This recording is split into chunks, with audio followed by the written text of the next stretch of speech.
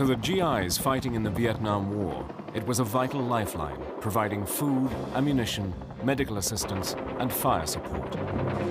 In just a few years of operation, it was the difference between life and death to thousands of men. The Huey helicopter. The Vietnam War was the Huey War. It was not a ground war. It was a helicopter war. Vietnam was a brutal conflict. Huey gunships changed US Army tactics and the way modern wars are fought, as their lethal guns wrought havoc on the Viet Cong. They considered us to be the mortal enemy because they'd seen what we'd done to them with those Gatling guns, and they hated us. The Huey not only revolutionized the US Army's thinking, it changed the face of aviation forever. Using rare archive film and color reenactments, Battle Stations goes right inside the Huey helicopter, shows its role in combat and the everyday do-or-die existence of its crews.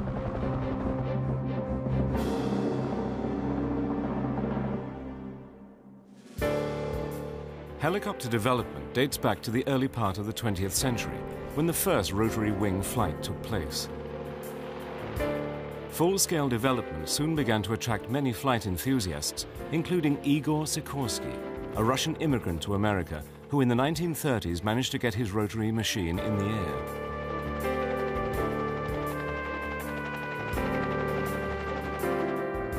At the same time, a brilliant young American engineer, Arthur Young, was also experimenting with rotary wing aircraft. Using models, he discovered that independently hinged blades follow the movement of the mast, and by fitting a stabilizer bar to the mast, the performance improved dramatically. In 1941, Young and another brilliant engineer, Bartram Kelly, took the initiative to demonstrate their new model to Lawrence D. Bell, founder of the Bell Aircraft Company. Two gentlemen, young kids, called and said they'd like to come and talk to him. That was Art Young and Bart Kelly. They had a model helicopter. They plugged in the wall, had a rotor on it, and they could guide the thing, and they landed on Larry Bell's desk. He was absolutely amazed. Larry Bell agreed to build two full-scale prototypes, designated the Model 30. Arthur Young is seen here lifting one off the ground for the first time. The project was centered in an old garage in Gardenville, New York. Here, Floyd Carlson, a Bell test pilot, tested the Model 30 for several months, making various adjustments until it crashed during a test run.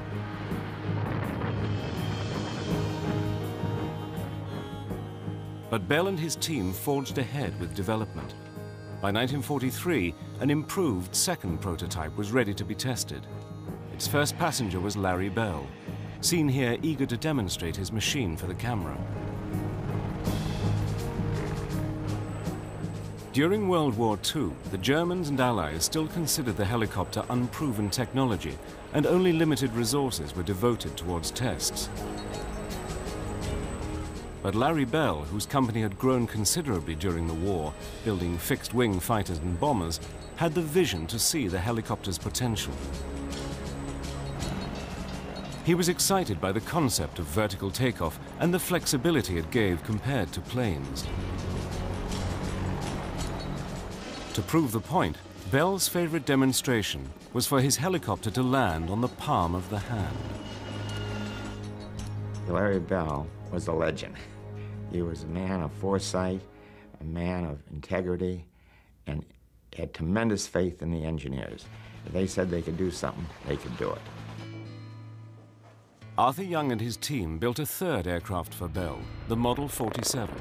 It was an instant success, becoming the first commercially certified helicopter. More significantly for Bell, it became the workhorse of the US military.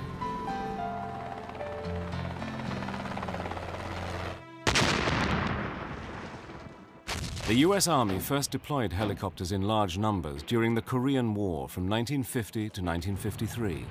Their primary role was for scouting and medical evacuation.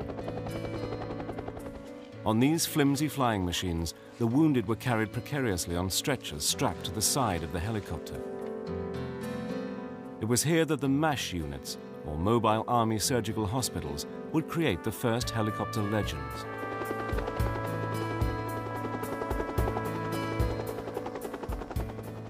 Korea had provided the US Army with much valuable information on the use of the helicopter in war and its possible effect in future conflicts.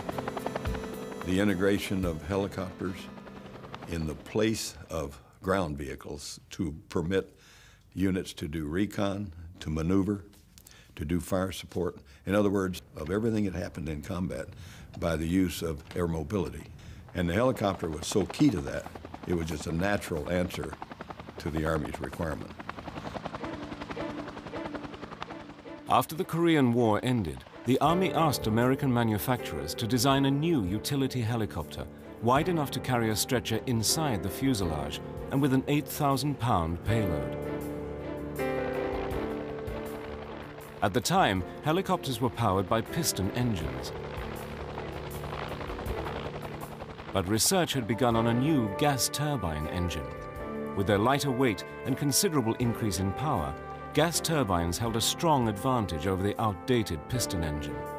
Running on gas turbines also meant the engine could be mounted on top of the fuselage, allowing more valuable cabin space inside the craft. Bell's engineers developed a turbine-powered utility helicopter, the XH-40. The United States Army was impressed and awarded Bell a contract. We had a good design team. We had Bart Kelly as our leader, and we had some other key engineers that were running the show. They had a lot of maintenance experience, they had a lot of field experience, and we had pilots that lived flying, and they knew what the aircraft ought to do.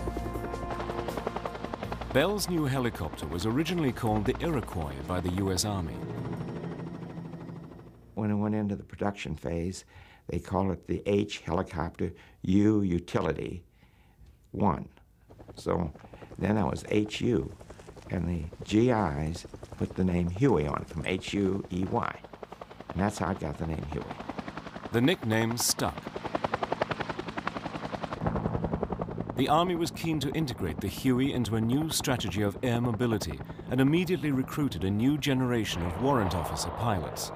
Men who entered the Army specifically to fly helicopters under a far-sighted program that began in 1951. The new program, which lasted 9 months, gave recruits without college degrees the opportunity to become helicopter pilots. All they needed was the intelligence and desire to fly. In all of my life, people have asked me about how do you fly a helicopter. I've always tried to come up with a nice analogy about, well, flying a helicopter is a lot like. And then you're stuck because there's not really anything a lot like it. You must use both hands and both feet simultaneously, and you have to move them in a variety of directions. Some are dependent on the other and some are not. The left hand is the collective, which controls going up and down. On your right hand, you have a cyclic stick, which makes the aircraft nose go up and down or back and forth and left and right.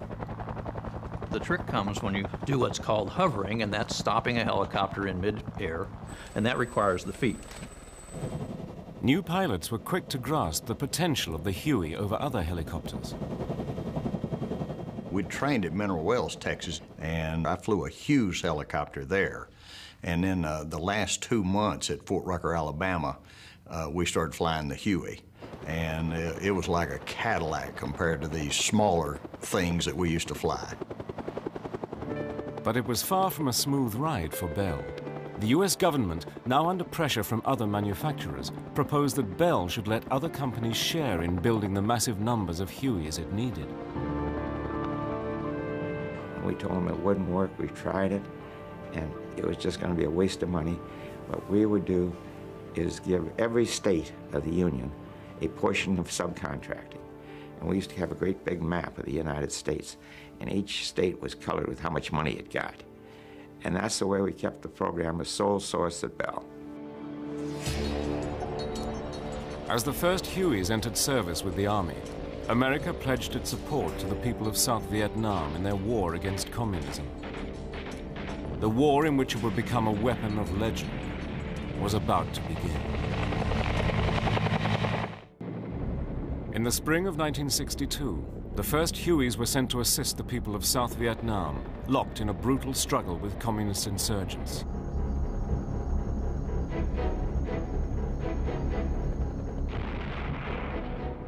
Vietnam had been a French colony until 1954, but when the French were finally driven out after a long war of independence, the victors could not agree on who should rule. The country was divided by international agreement into Communist North Vietnam and the Democratic Republic of South Vietnam.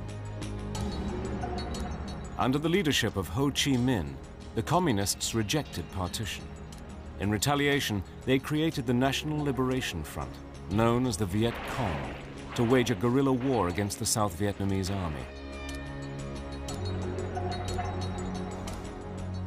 Originally, the American government only intended to send military advisors to support South Vietnam, but it soon became clear that unless they undertook major combat missions themselves, the South would not survive.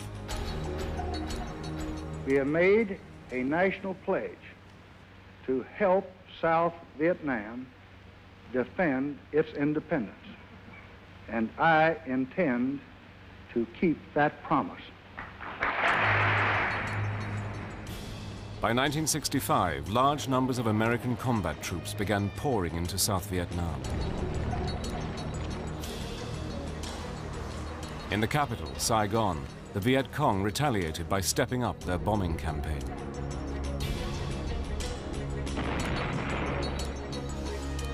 The Communists also controlled much of the countryside, where their hidden network provided food, ammunition, and refuge for their fighters. These secret Viet Cong cells were almost impossible to detect. The terrain in Vietnam was another major obstacle. The impenetrable jungle and high mountains made the ground movement of large numbers of troops virtually impossible. It was in these conditions that the mobility of the helicopter became essential.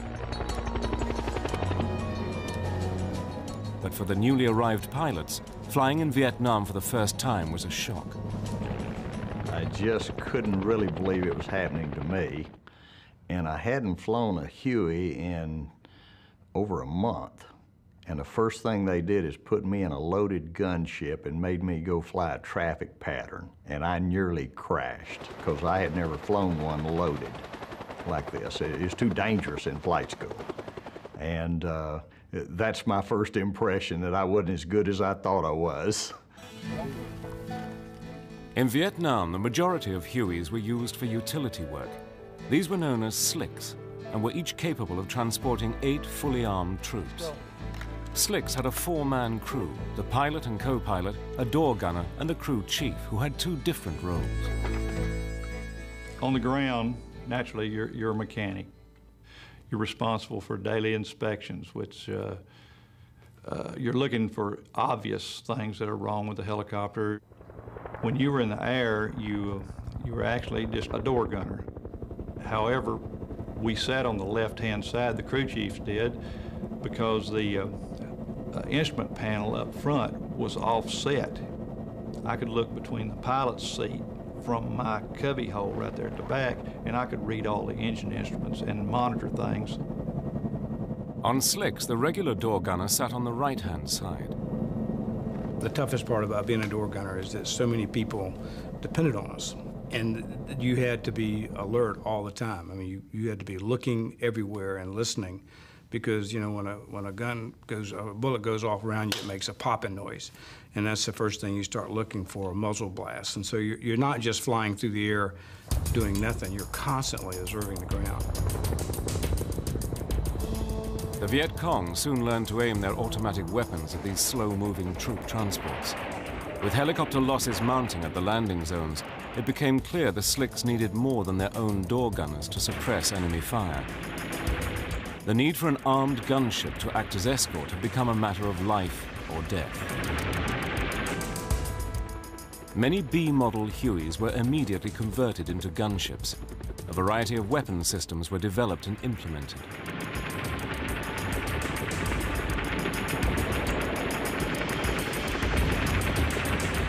Door gunners also tried new tactics. Leaning out on the skids, they would fire underneath the gunship. But this soon proved extremely dangerous. They finally gave us some harnesses to wear so we wouldn't fall out of the choppers. So it was the beginning, you know. It was not like nobody had ever done it before, but no one ever been in a combat situation where you had to lean out of a helicopter almost upside down. And I can't tell you the number of times I'd fallen out and they'd pull me up. Eventually, M6 quad machine guns were mounted on a turret and fired by the co-pilot, while some Hueys were armed with the lethal 7.62 minigun, manned by the door gunner that could fire up to 4,000 rounds per minute. On regular missions, an average of 2 Huey gunships escorted a force of 8 slicks. Gunships never carried troops, needing to give all available cabin space to weapons and ammunition. More muscle was also added by incorporating various rocket pod combinations. There were 24 on a pod on one side, 24 on a pod on the other side. When we first got over there, we would try to shoot like 4 at a time. And we didn't have the accuracy with 4.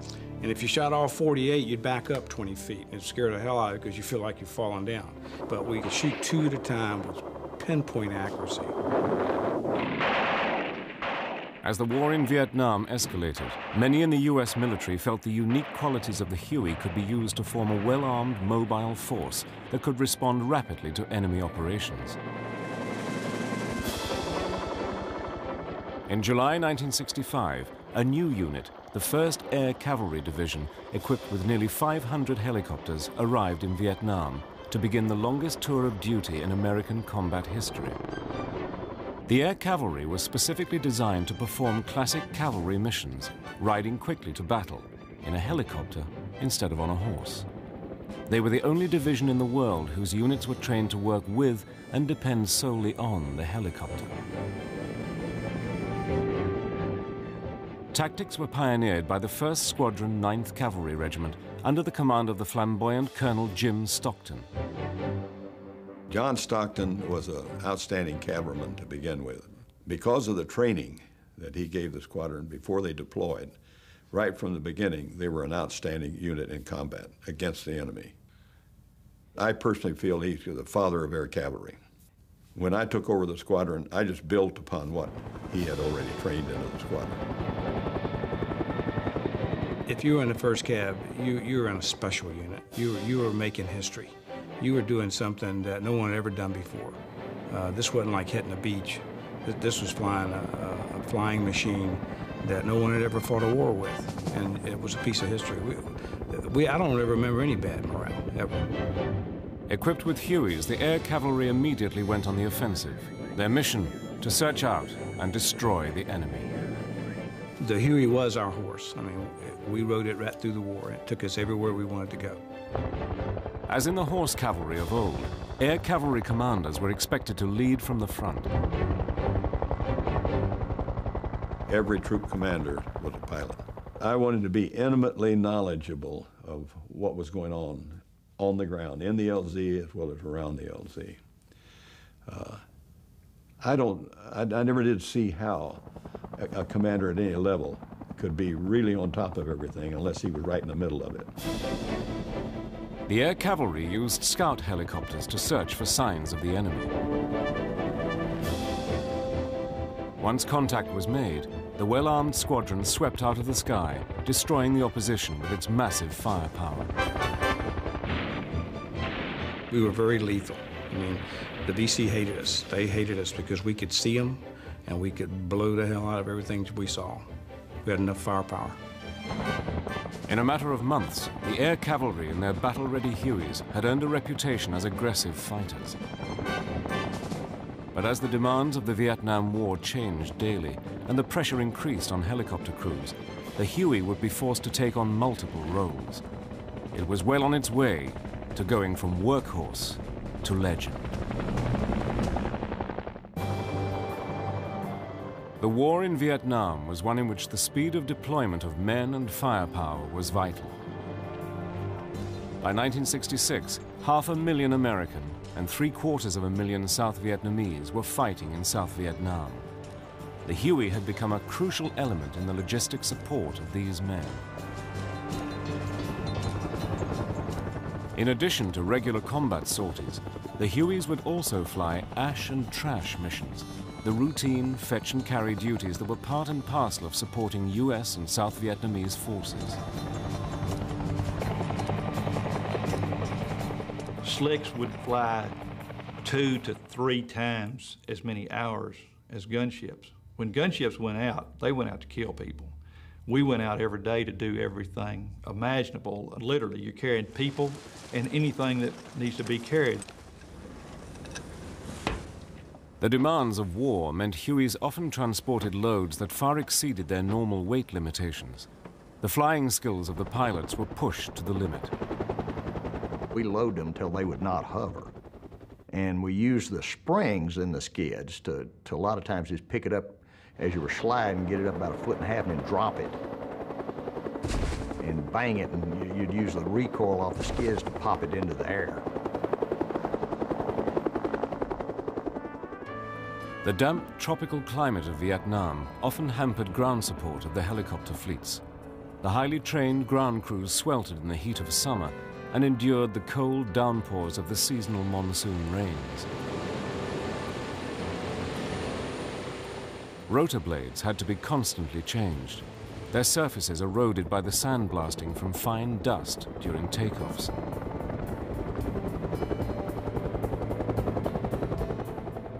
The Huey's blades were originally expected to last 1,000 flight hours, but in Vietnam, this dropped down to 200 hours. The combination of the climate and the demands of war caused heavy wear and tear on the Hueys. Every 25 flying hours, they would go into maintenance for a pretty basic inspection. And if you're flying a lot, that's about every 3rd day.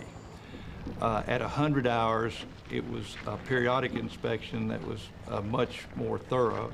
And every 300 hours, the engine had to be overhauled. To keep the weight down, the Huey was made of light materials, which made it vulnerable to small arms fire. A helicopter is made of aluminum and plexiglass. The aluminum is so thin that you could shoot through it with a .22 caliber bullet. We wore an armored plate on our chest, and we were sitting in armored seats, but your lower half of your body is totally exposed. Your entire head is exposed, and then there's parts hanging out, of course, that are exposed.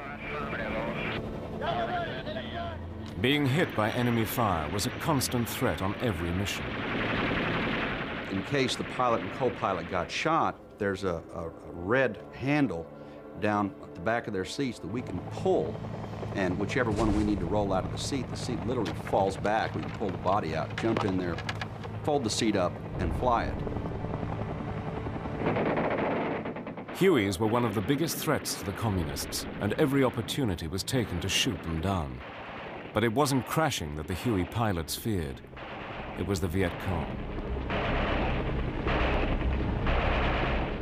The instructions were to kill all helicopter pilots. There was a $25,000 gold reward on any helicopter pilot, and they wanted them dead. We did so much damage to them. They considered us to be the mortal enemy because they'd seen what we'd done to them with those Gatling guns.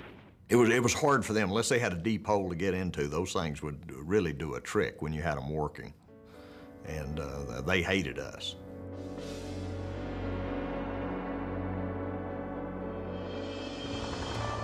In addition to the myriad of roles taken on by the Huey, it was also designed to be a medical evacuation helicopter. The medevac missions were known as dust-off by the troops. Dust-off units were autonomous and consisted of 6 Hueys working within a specific geographical area.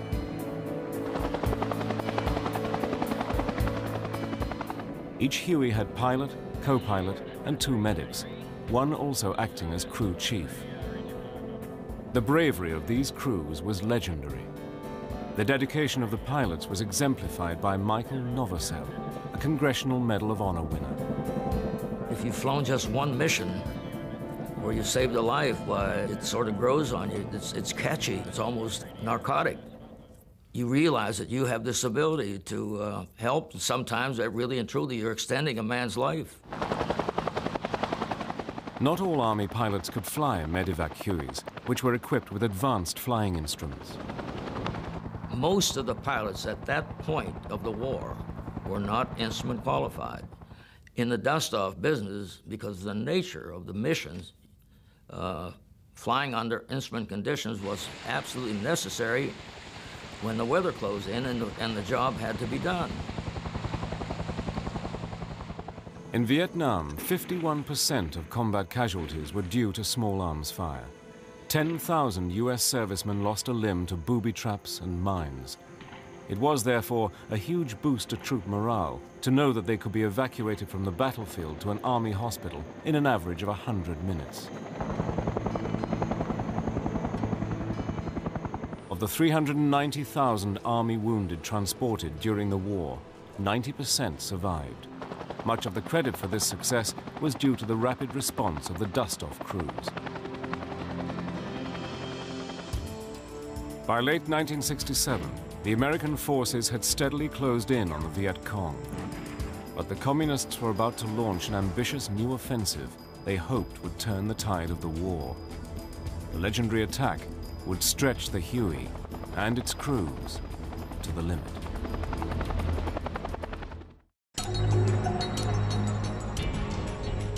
Early 1968, the Communists were preparing to launch a major offensive against South Vietnam that would provide the greatest challenge to the Huey and its crews to date. Their aim was to spark an uprising to coincide with Tet, the traditional Vietnamese New Year, and topple the government. They hoped this mass destruction would force the Americans to rethink their policy and withdraw from Vietnam. On January the 30th, 84,000 Viet Cong and North Vietnamese regulars mounted simultaneous attacks in more than 100 towns and cities.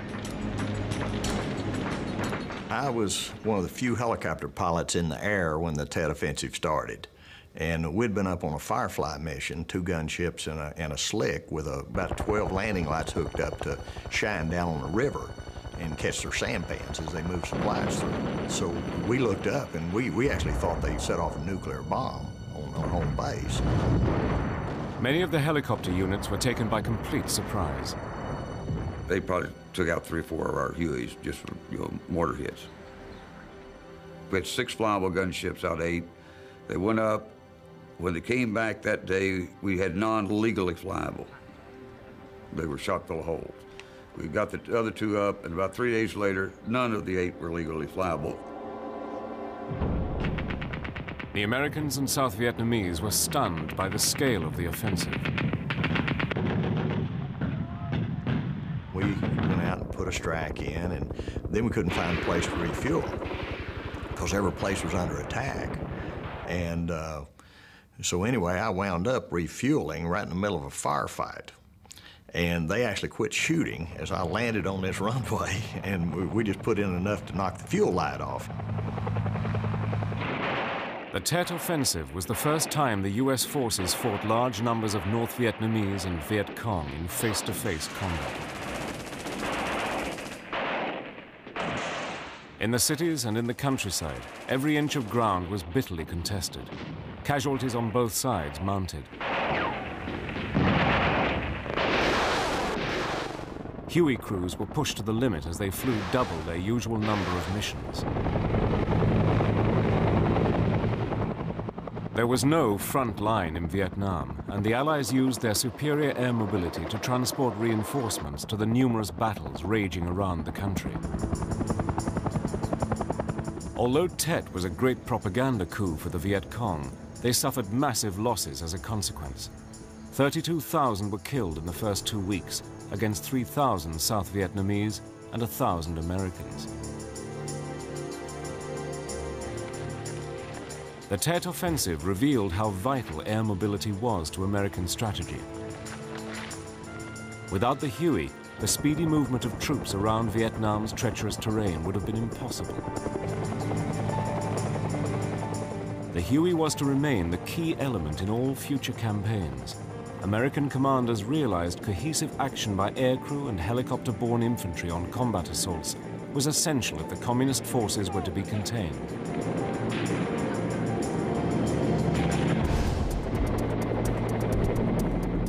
Careful operational planning would also minimize losses. Once the Hueys reached the battle zone, they would circle for 10 minutes, during which the Air Force would strike.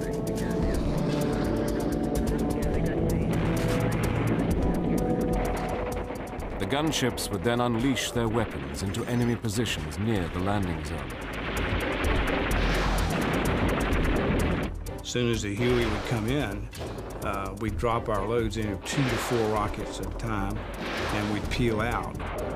And the crew chief on the left would lean out on the skids and shoot everywhere that we're flying into, and I would lean out on the skids on the other side with, up like this, and I'd shoot everything behind us so that they couldn't shoot us as we were pulling out. And the next chopper would come in and be doing the same thing. A colored smoke grenade was dropped to mark the landing zone. This technique of using different colors was adopted to avoid the enemy laying down its own smoke as a decoy.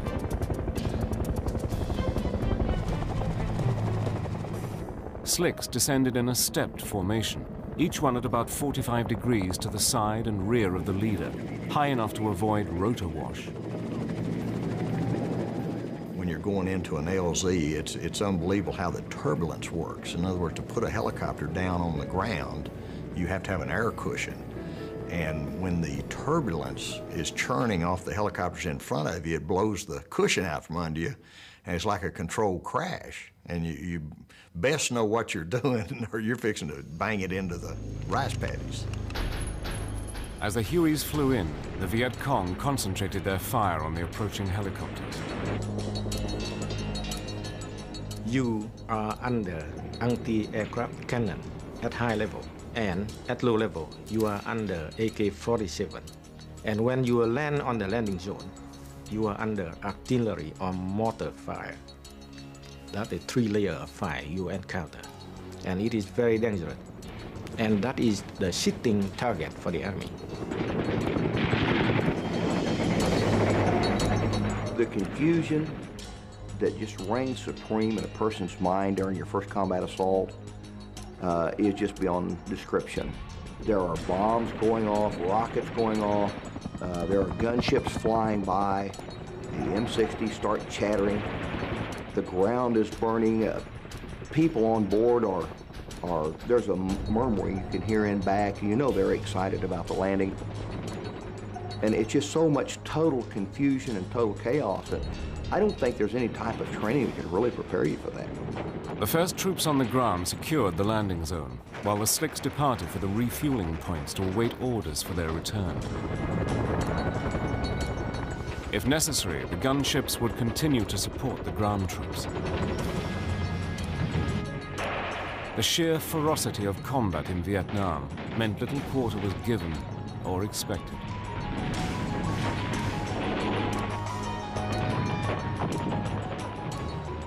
The Huey had proved itself on the battlefield time and again. It allowed the infantry to do its job against a determined and brave adversary. Even against overwhelming firepower, the Viet Cong were prepared to fight on at any cost.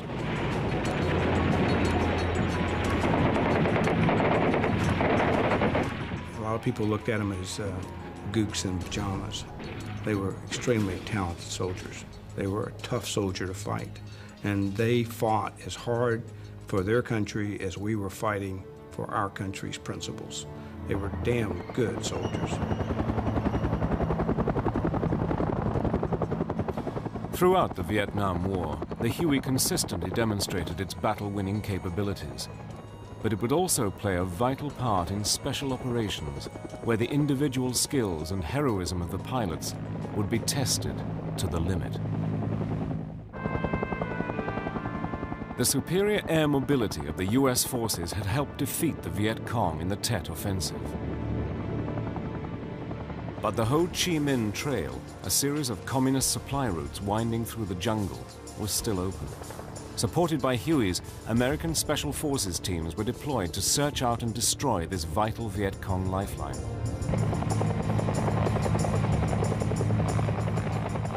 Sometimes we would just insert an American Special Forces unit. A lot of times their mission was to interdict traffic along the Ho Chi Minh Trail, to put sensors out, sometimes to kidnap a North Vietnamese officer to gain intelligence and to take captives. When landings were impossible, Special Forces units such as the Green Berets or Rangers would parachute into action. Sometimes they would swing down on 120-foot ropes in a technique known as rappelling.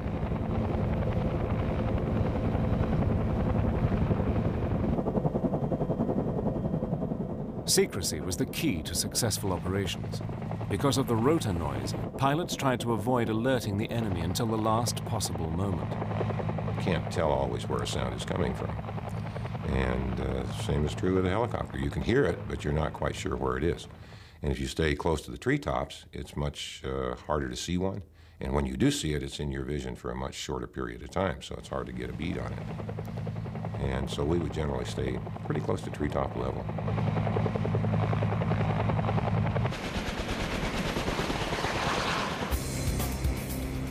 The U.S. Navy also began to fly a special squadron of Hueys, nicknamed the Sea Wolves. Their task was to keep the waterways of the Mekong Delta open and free from the enemy. The Sea Wolves protected Navy river patrol boats by searching for sampans laden with weapons and ammunition for the Viet Cong. The Mekong Delta was a vital link in the Viet Cong supply line. Patrolling this large network of waterways was risky. The possibility of ambush was a constant danger. The reputation of the Sea Wolves pilots for pinpoint navigation in poor weather conditions meant they were in constant demand by the U.S. Navy SEALs and other Special Forces groups. On August the 29th, 1969, Daniel Kelly was on a mission to drop Special Forces into the Delta area when his Huey came under sustained fire. We no sooner dropped them off than everything just went nuts. I mean, just enemy fire everywhere. And we kept circling around low level to try to suppress the enemy fire so we could pick these guys back up again. We flew through this one clearing as we were making our third round, and it was like they had us set up. They were waiting for us. All the plexiglass was shot out of the helicopter. All the instruments were shot out. Had so many bullets went through that helicopter, my ICS cord was shot in half. So nobody knew I even got hit. And I ended up having to take a spare barrel and hit my gunner on top of the head to get his attention. As soon as I got hit, it was like a giant water balloon of blood just exploded all over the helicopter. With Kelly seriously wounded, the stricken Huey managed to struggle back to base.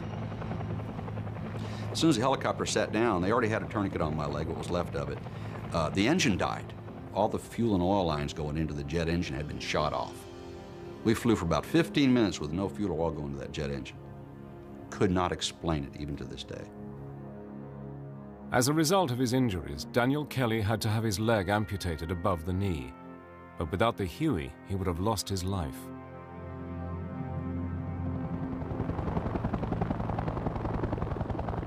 The robustness of the Huey and courage of its crews continued to save lives throughout the war.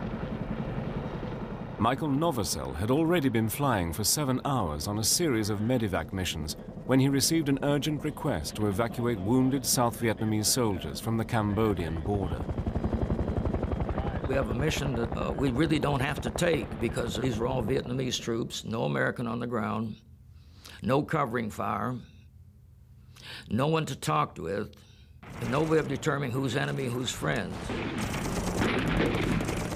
Despite ferocious small arms fire, Novosel skillfully positioned his Huey for landing. Skidding over the ground in the contact area where I'm surrounded by the enemy also. Never stopping, but only moving, and as the wounded stood up, they were yanked on board by either the crew chief or the medic, depending on which side of the aircraft they were on. Novosel dropped the wounded at a medical station and returned for more soldiers. Over the next 2.5 hours, he flew into the area 15 times. He was forced to abort twice and refuel 3 times. As Novosel maneuvered to pick up the last wounded man, a Viet Cong fired his automatic weapon at point-blank range. And he emptied out his AK at me personally. Of course, he couldn't have done that without hitting me, and so I was hit above the knee and below the knee and in the hand. And the reaction caused me to lose control. The aircraft jumped into the air and skewed off to one side. The co-pilot took control at that critical moment and nursed the Huey back to friendly territory. For his selfless act of courage, Michael Novosel was awarded the Congressional Medal of Honor. Every one of the 29 that we saved was wounded to some degree or other. Most of them had severe wounds, but they could not have lived throughout the night. And I'm sure the Viet Cong wouldn't have permitted them to anyhow. Despite the Huey and the success of air operations, it became clear Vietnam was a war that could not be won. Public opinion had turned against American involvement. We won all the battles. We did. You know, politics lost the war. Although the American presence in Vietnam officially ended in 1973, the Huey continued to fly with the South Vietnamese Army. But without American support, the end of South Vietnam seemed inevitable. After the American withdrawal, we flew only 2 or 3 missions a day. The reason is we lack of spare part, component, and even fuel. The artillery can only fire 4 rounds a day. We can only bring very serious wounded soldiers back to hospital. The minor one, we just leave them on the battlefield. In April 1975, South Vietnam finally fell to the victorious communists. The long and bitter conflict was finally over.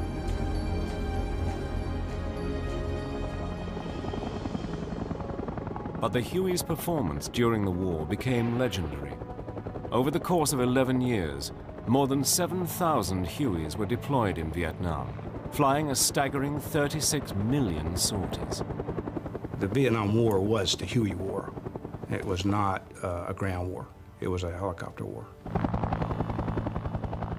Of the 58,000 American servicemen killed in the Vietnam War, 4,900 were helicopter crews. To the men who lived and fought their war in helicopters, the Huey remains something special. I think of the Huey as my best friend.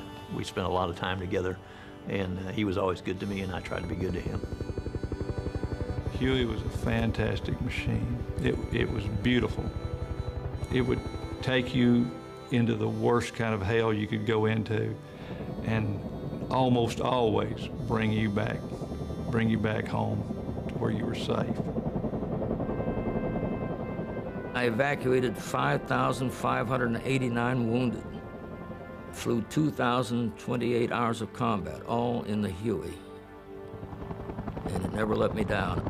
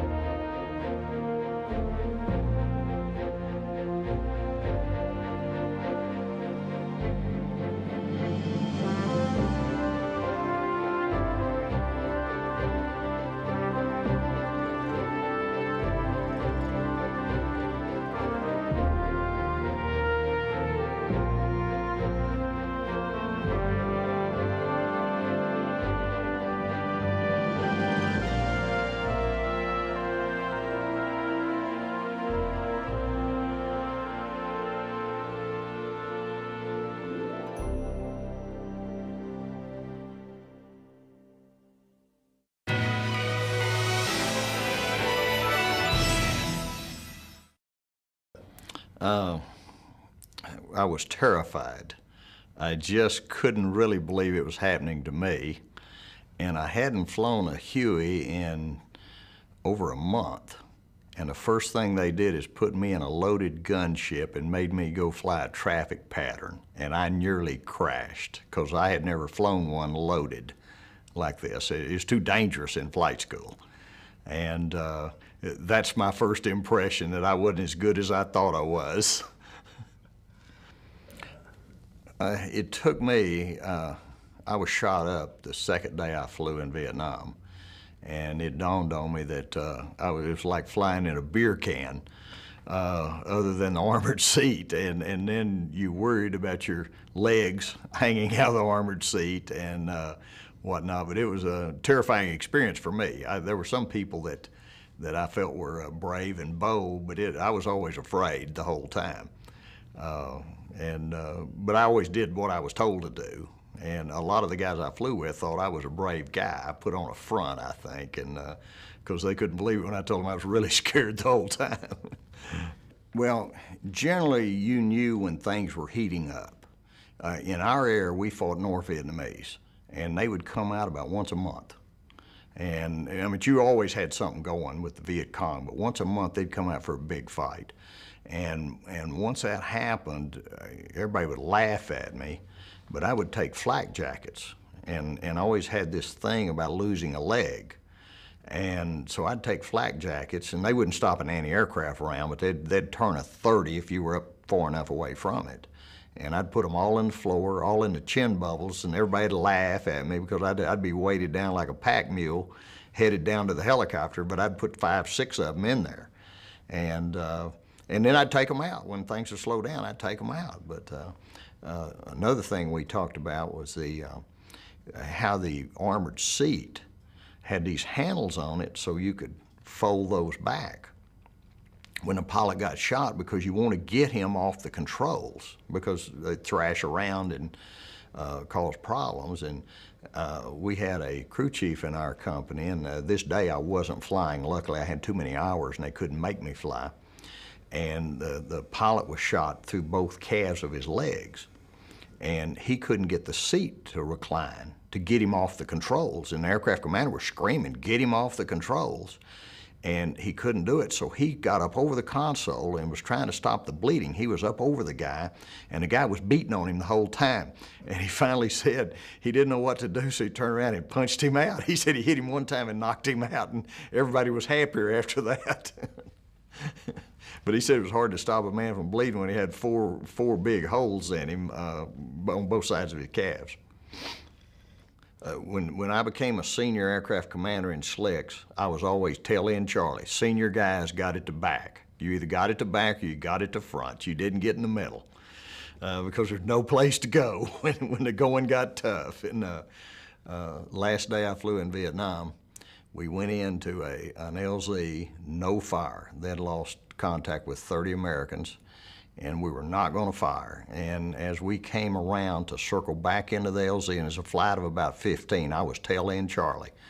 And I saw 2 helicopters on the ground burning. And I thought, what are they fixing to do to us? And I turned final, no fire. I told the gunner and crew chief, do not fire. Do y'all understand? Yes. A machine gun goes off. I actually look over my shoulder to say, what are you shooting? It was a bunker right beside me. He took the helicopter in front of me. I took a right pedal turn, I came out, and me and my friend that were senior guys on that flight, we went back and quit that day. We had 2 weeks to go, and we told them no more. Weren't going to fly again. And naturally, they threatened us around, and they sent us to Saigon to pick up a new helicopter. Up until my friend was captured in January the 5th of '68, when they caught an Army helicopter pilot, they executed him. And he was the first one they took as a prisoner. And they say the reason was those Gatling guns. Is after they saw what we did to them, they didn't like us at all. And these things would just basically cut trees down. That's how many rounds you could throw out with them. And that's the reason the infantry guys loved us when we showed up with those things. And I considered them better than the rocket ships. Yes, up until my friend was captured, he was the first, and he was the first American helicopter pilot, Army helicopter pilot that they kept alive. And he actually survived. He made it 5 years in their prisoner of war camps. Well, I had an engine failure one day, and that was probably one of my scariest times in Vietnam. I was shot down. Depends on how you define shoot down, but I was shot down quite a few times, and once where I was wading through the rice paddies. But I had an engine failure one day, and they'd always said that a loaded Charlie model, fully loaded, full of fuel, you couldn't put it on the ground with an engine failure. And we got her on the ground and didn't get a radio call off. So we were hiding in a Vietnamese grave, and you could actually see the Viet Cong about less than a quarter of a mile away, peeking out of these trees, and there were some huts down in there, and you could see them looking at us. And so I was a co-pilot and the aircraft commander. He said, go over and make a radio call. We didn't have time to get a radio call off, and I said, I'm not about to walk across that opening. I said, you go walk across there. I'm not going to. So we stayed until they found us, and we hid in that grave down there, and that was pretty scary. But that was an engine failure. But come to find out, 25 years later, I found out my crew chief, it had a weak engine, and we used to destroy these engines. You'd tell the crew chief that someone was going to get killed, and it was his job to get rid of that engine, either run a screwdriver through it, or 25 years later I found out they used to mess with the fuel input on the engine. And he was talking about how he had messed with it, but it didn't burn the engine up when he started like it was supposed to. It burned it up in flight, and that was the one I was on that day. I went in and picked up some wounded one day, and I had me an H model, brand new H model. I was pulling all 1,300 horsepower. And I went in there, and they moved up. I had figured out some of the tactics we were using, but they'd moved these Americans up in the jungle on the wrong side of the hill. They couldn't get artillery in to help them, and they'd been slaughtered up in this place.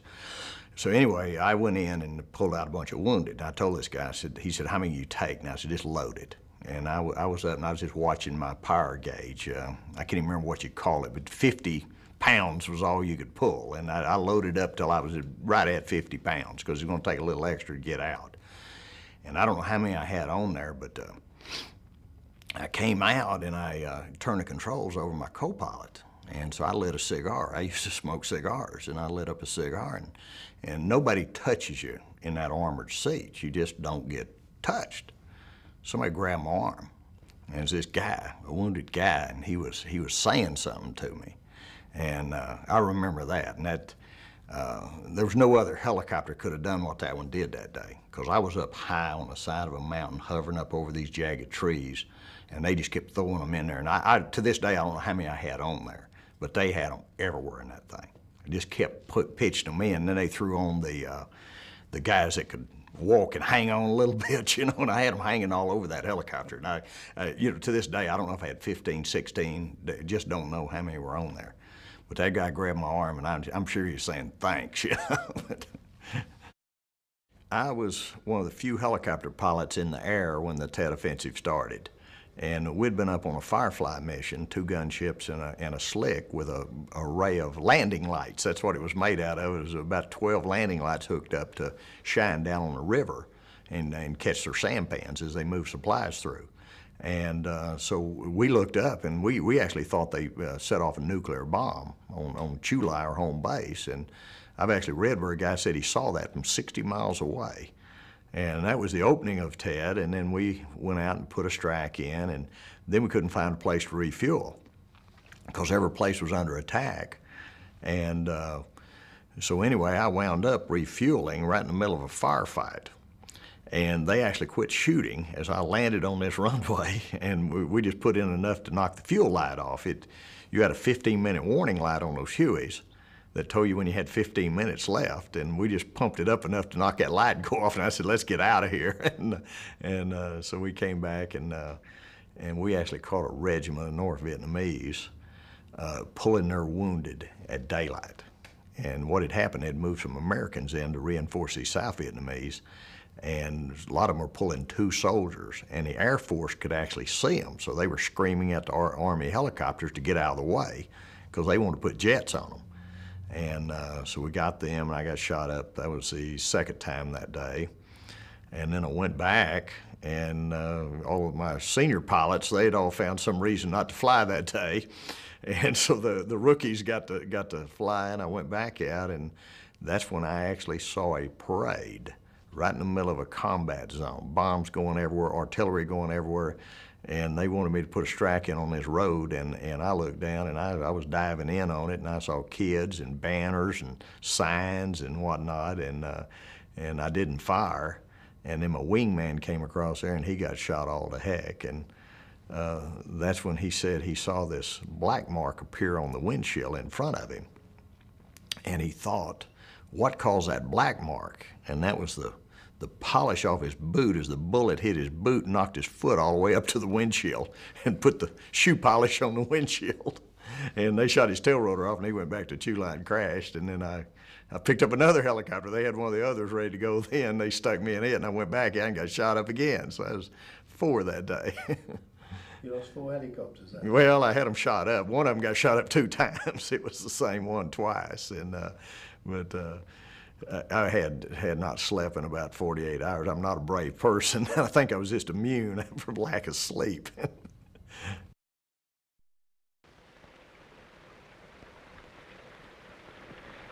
It is June 1967. The place is the South China Sea near the coast of Vietnam. The USS Harnett County has sailed 10,000 miles from the western shore of the United States and has arrived at the Co Chien River in the Mekong Delta. The war that lies ahead for these men will be on the rivers and rice paddies of this ancient land. For the next 12 months, they will launch patrol boats and armed helicopters against the enemy. They will search from the skies and patrol 1,000 miles of waterways to fight the Viet Cong. This is their story.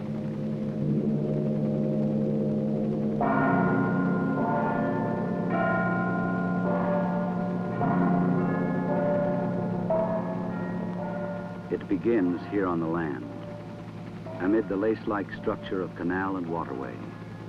This is the heartland of South Vietnam, the Mekong Delta.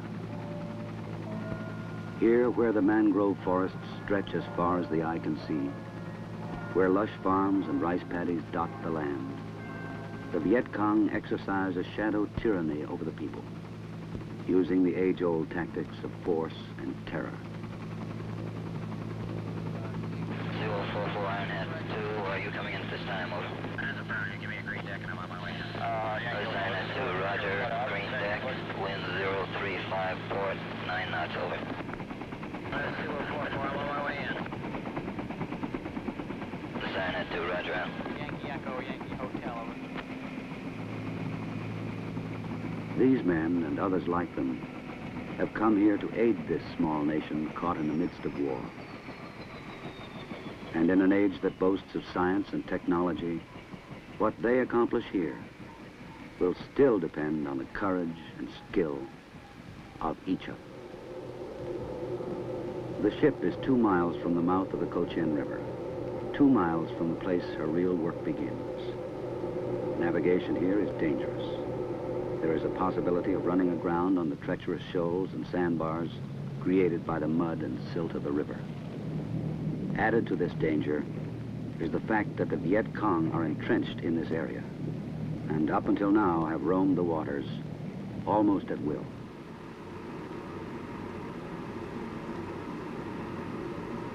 For the 278 men that comprise this ship, this is the last leg of a long journey.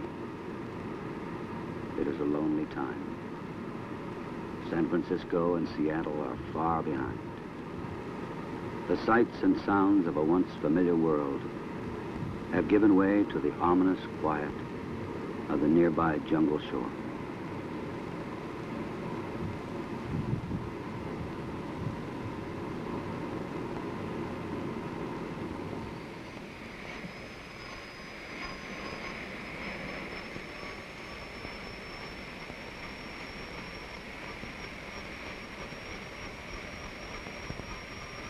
The first patrols leave the ship at dawn, and the men fall into the routine that will govern their lives in the months to come.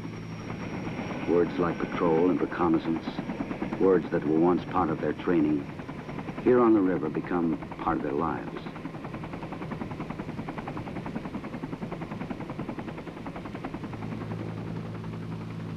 Far below, the unfamiliar stretches from horizon to horizon.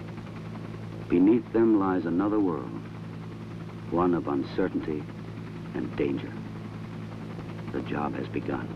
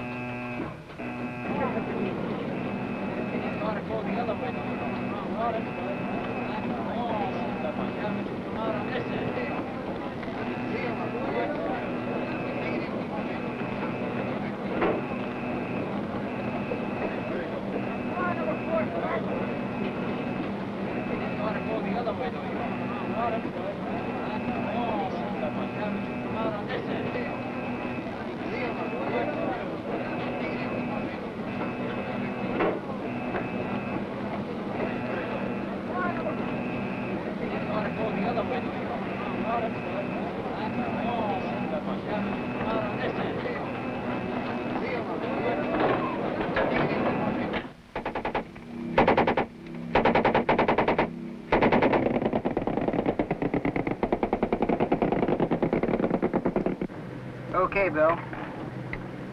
Check the fuel boost pump. Are we clear? Coming hot.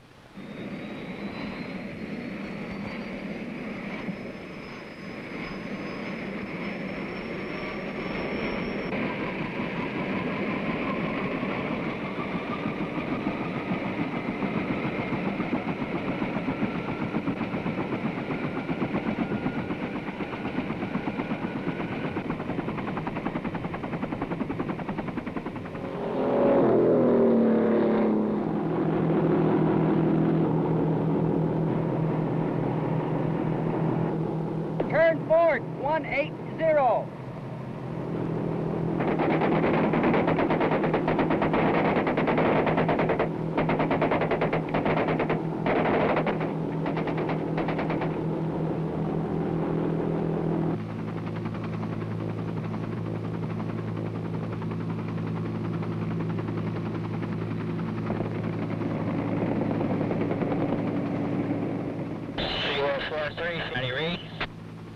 This is 4-3, region 5. What's the story? Bill? This is 4-3, interrogative your intentions this time. This Kilo, We're still receiving automatic weapons fire from the beach there. This is 4-3, do you have the smoke on the beach? This Kilo, that's affirmative, Roger, that's the target area there. Kilo, Roger. No, this is Kilo, we'll make a firing run, over. Kilo, this is 4-3. Let me know when you commence your run and we'll come in behind you there.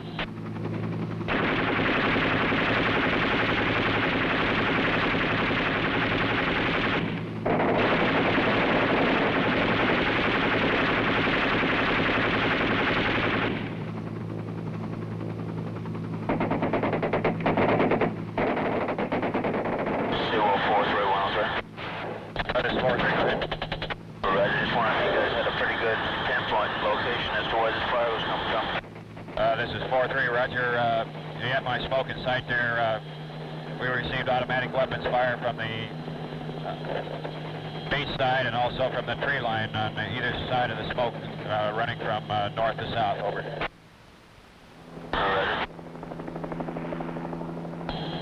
Also, this is 4-3, be advised they have a 157 recoilless in there. Over.